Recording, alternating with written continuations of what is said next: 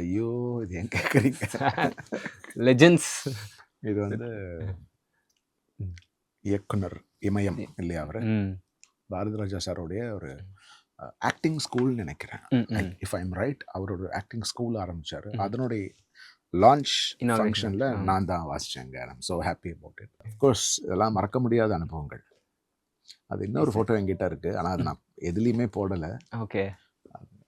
அந்த ஃபோட்டோவில் ரஜினி சார் உட்காந்துருக்காரு, கமல் சார் 2 பேர் கீழே நான் உட்காந்துட்டு 2 பேர் தொடையிலையும் அப்படி கை வச்சுட்டு உட்காந்துருந்தேன். ஓகே.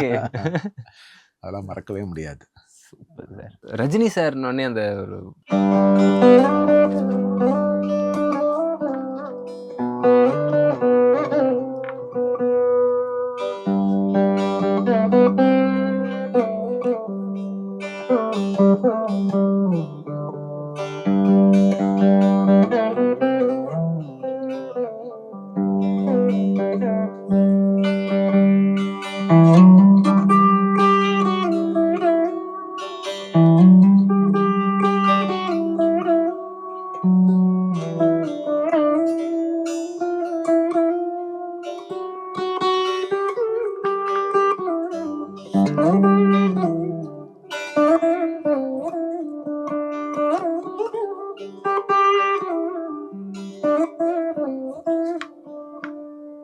Super sir.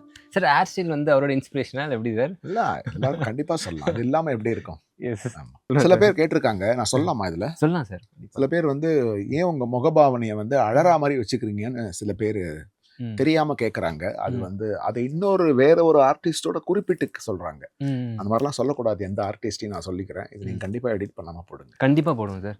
அந்த மாதிரி எந்த ஆர்டிஸ்டையுமே எந்த ஆர்டிஸ்டோட கம்பேர் பண்ணாதீங்க. எல்லா ஆர்டிஸ்ட்டுமே அமேசிங் டேலண்ட். இந்த வாசிக்கும் போது வர்ற முகபாவனைகள் வந்து அது அப்போ வர்றது, பண்ணிக்கணும்னு பண்ணிக்கிறது கிடையாது. இப்போ நீங்களே பார்த்துப்பீங்க, உங்களுக்கு முன்னாடி தான் வாசிக்கிறேன், பண்ணணும்னு பண்ணலை, அது வருது, அவ்வளோதான். இப்போ நான் பேசுகிறேன், வாசிக்கும் போது உடனே போகிறது, அது பண்ணிக்கணும்னு பண்ணிக்கிறது இல்லை. அது அந்த பாட்டு, அந்த பாவம், அந்த ராஜா சாருடைய காம்போசிஷன், பாலு சார் பாடினது, ஜானகிம்மா பாடினது, அதெல்லாம் மைண்டுக்குள்ளே வரும்போது அது ஒரு ஃபீல் தான். அது